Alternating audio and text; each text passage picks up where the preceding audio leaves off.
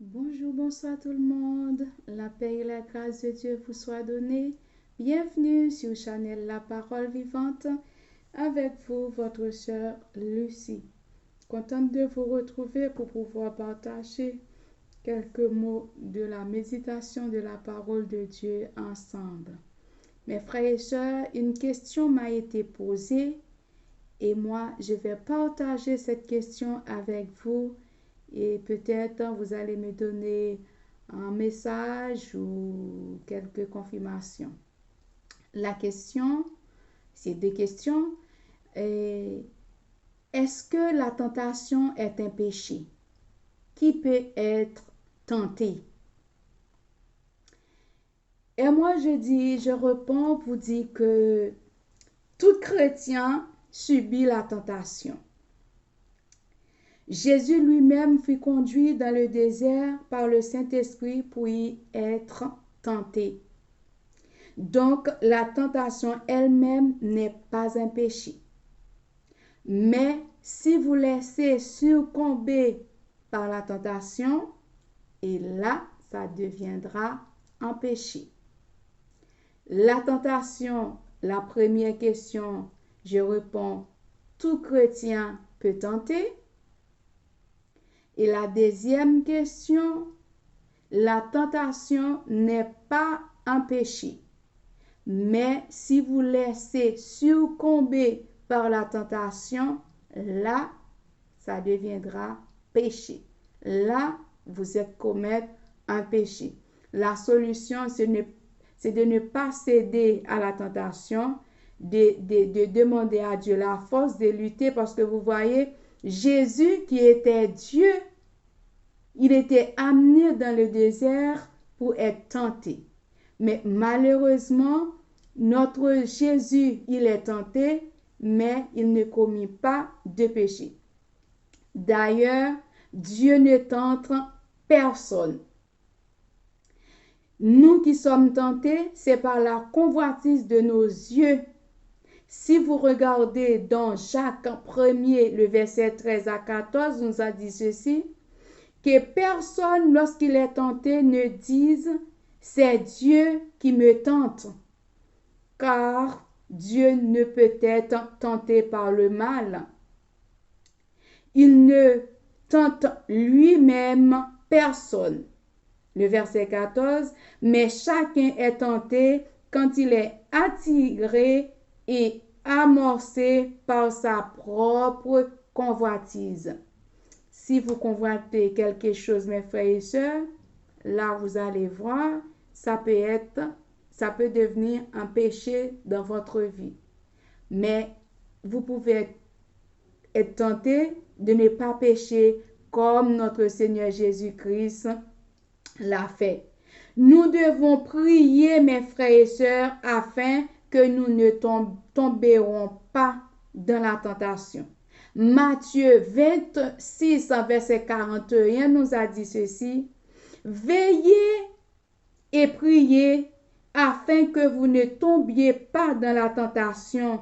L'esprit est bien disposé, mais la chair est faible.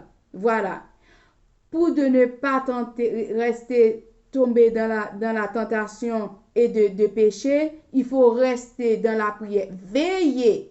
Non pas seulement rester dans la prière, il faut veiller et prier. C'est ça que la parole de Dieu nous a conseillé, mes frères et sœurs. Vous savez, mes bien-aimés, Jésus était tenté par Satan le diable. Il n'était pas commis de péché.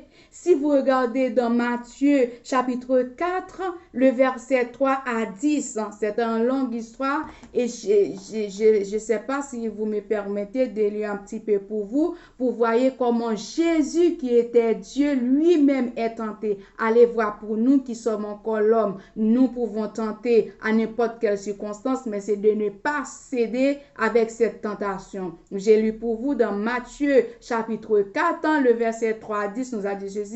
Le tentateur s'étant approché, lui dit, « Si tu es le Fils de Dieu, ordonne ces pierres deviennent des pains. » Jésus répondit, « Il est écrit, L'homme ne vivra pas de pain seulement, mais de toute parole qui sort dans la bouche de Dieu. Ah, là quelque chose.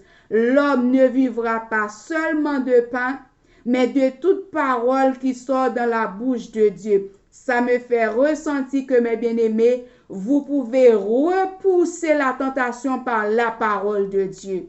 Et vous qui me regardez dans ces moments, il faut chercher à connaître la parole de Dieu. Et quand Satan, le diable, vient vous tenter pour dire, ainsi parle l'Éternel. Parce que c'est là Jésus, c'est ça Jésus a dit pour nous qui sommes, il a laissé pour nous. Ok, on continue dans le verset 5. Le diable le transporta dans la ville sainte, le plaça sur la haute temple. Il lui dit, si tu es le Fils de Dieu, jette-toi en bas, car il est écrit, il donnera des ordres à ses anges à ton sujet, et ils te porteront sur les mains de paix que ton pied ne heurte contre une pierre. Vous voyez comment il est malin, ce méchant-là, ce Satan-là. Jésus lui répondit, il est aussi écrit, tu ne tenteras point le Seigneur ton Dieu. Tu ne tenteras point le Seigneur ton Dieu. Le diable le transporta encore sur une montagne très élevée, lui montra tous les royaumes du monde et leur gloire, et lui dit, je te donnerai toutes ces choses si tu le prosternes et m'adores. Jésus lui répondit, retire-toi de moi, Satan, car il est écrit, tu adoreras le Seigneur ton Dieu et tu le serviras lui seul. Mais bien aimé, Jésus a laissé plein d'exemples pour nous quand nous sommes tentés de ne pas céder. Vous savez toutes les choses que Satan offrit à Dieu, que Dieu fait ses pains tourner ses pierres tourner de pain, qu'il se jette en bas, Dieu va donnera et l'ordre à ses anges de te garder. Et Jésus-Christ a la possibilité, a le pouvoir de lui jeter par terre et lui-même de lui relever parce que puisqu'il est Dieu. Mais il n'obéit pas à la voix de l'ennemi. Il n'obéit pas, il n'écoute pas la voix du Satan, le diable, parce qu'il ne vient pas pour faire sa volonté. Il vient pour faire la volonté de Dieu, quoi qu'il est Dieu en même temps, mes bien-aimés. Et nous qui sommes enfants de Dieu, il faut demander l'esprit discernement à Dieu, que Dieu puisse ouvrir nos yeux, ouvrir les yeux de nos cœurs, d'ouvrir nos yeux afin que nous puissions écouter la voix de Dieu, de faire la distinction entre la voix de Dieu et la voix de l'ennemi, plutôt qu'obéir à Dieu plutôt qu'aux hommes, mes bien-aimés. Et si vous écoutez la voix de Dieu, vous n'allez pas commettre de péché. Mais si vous écoutez la voix de l'ennemi, vous allez commettre des péchés. Vous savez, il a dit à Jésus, si tu m'adores, si tu prosternes devant moi, regarde la gloire, la richesse, je te donne tout ça. C'est quelle richesse Satan a? Il n'a rien du tout. Tout a été créé par Dieu, par lui et pour lui, mes bien-aimés. Tout appartient à Dieu. Où Dieu va prosterner pour adorer Satan pour lui donner de la gloire. Des fois, Satan, le diable, ont masqué des richesses, ont masqué des bien-être pour nous dire, viens, je vais te donner ça. Et tu m'adores, comme ça je t'enrichis. Il faut dire, retire-toi de moi, Satan, car il est écrit, tu adoreras l'Éternel, ton Dieu. Mais bien aimé, là, nous devons adorer notre Sauveur Jésus. Jésus seul mérite toute la louange. Comment combattre la tentation? Si vous regardez dans Hébreux chapitre 4, le verset 15, j'ai déjà dit, car nous n'avons pas un souverain sacrificateur qui ne puisse compatir à nos faiblesses. Au contraire, il a été tenté comme nous et en toutes choses sans commettre de péché. Voilà, notre Seigneur Jésus a été tenté comme nous, mais il n'a pas été commis des péchés, mes bien-aimés, parce qu'il a repoussé Satan, le diable, par la parole de Dieu. Retire-toi de moi, Satan, car il est écrit, tu adoreras ton Dieu. L'homme ne vivra pas seulement de pain, mais de toute parole qui sort dans la bouche de Dieu. Ça veut dire, mes bien-aimés, nous ne devons pas soumettre. Soumettez-vous à Dieu plutôt que l'ennemi, plutôt que les hommes. Si vous avez un ennemi, projectez quelque chose devant vous et vous analysez ces choses que vous voyez qu'il n'est pas dans la volonté de Dieu, ne le faites pas. Vous êtes des enfants de Dieu, vous êtes la fille, le fils du roi. Il faut prosterner devant le roi qui a le toute-puissance, qui est le seul vrai Dieu.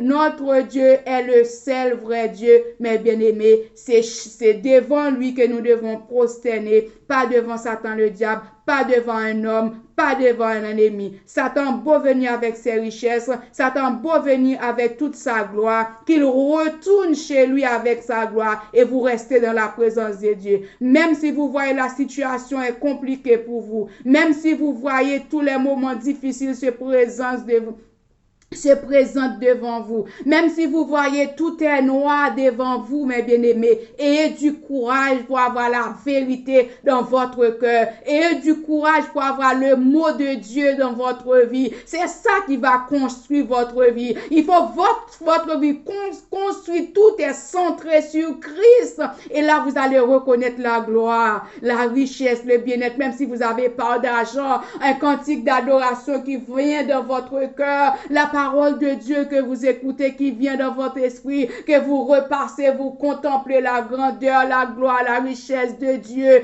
ce que Dieu a fait pour vous. Il vous a donné la vie, il vous a donné la vérité dans votre cœur. Si vous avez une personne qui a la vérité dans votre cœur, vous êtes une personne bénie. L'argent ne fait pas tout, mes bien-aimés. C'est pas l'argent qui fait la richesse de l'homme. La richesse de l'homme, c'est que, et quand vous restez connecté avec le Père, alléluia, et quand vous restez connecté avec le Fils, et quand vous restez connecté, quand le Christ nous a franchis, nous sommes réellement libres. Tous les poids qui est sur notre dos, notre Christ les enlever ces poids-là et nous donner la force de résister, de combattre, d'affronter tous les combats, tous les soucis de la vie. Et même si vous voyez la maladie vient, Dieu est là. Vous voyez la souffrance vient, Dieu est là. La tribulation vient, Dieu est là. Le critique vient, Dieu est là pour vous reconforter, pour vous booster, même si des fois vous voyez que vous avez souffrance, la douleur là, vous tombez, vous relevez, vous tombez, vous relevez. Lorsqu'on est accroché avec Dieu, il est là dans nos souffrances,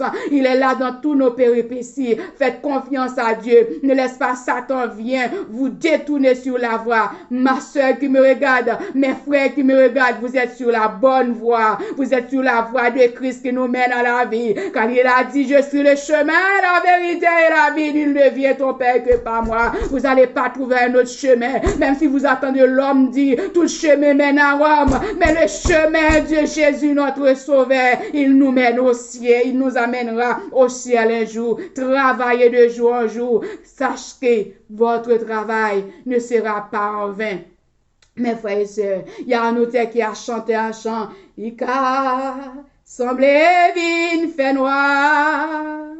C'est l'autre journée qui a commencé. En vérité, saison ça, c'est saison témoignage moins. Cette saison, mes frères et sœurs qui me regardent, ayez du courage. C'est votre saison de témoignage. Vous semblez tout est noir autour de vous. Ayez du courage. Affrontez le combat de la vie. Notre Dieu est un Dieu de combat. Il s'appelle le Jéhovah Sabaoth, lui qui mène tous les combats difficiles. Notre Dieu est un Dieu qui combat pour nous, car les armes avec lesquelles nous combattons ne sont pas charnelles, mais elles sont puissantes pour renverser les forteresses. Je ne sais pas quelle forteresse mensonge l'ennemi vient dresser devant vous. Dis à l'ennemi, retire-toi de moi, car il est écrit, tu adoreras le Seigneur, ton Dieu. C'était tout pour aujourd'hui, mes frères et sœurs.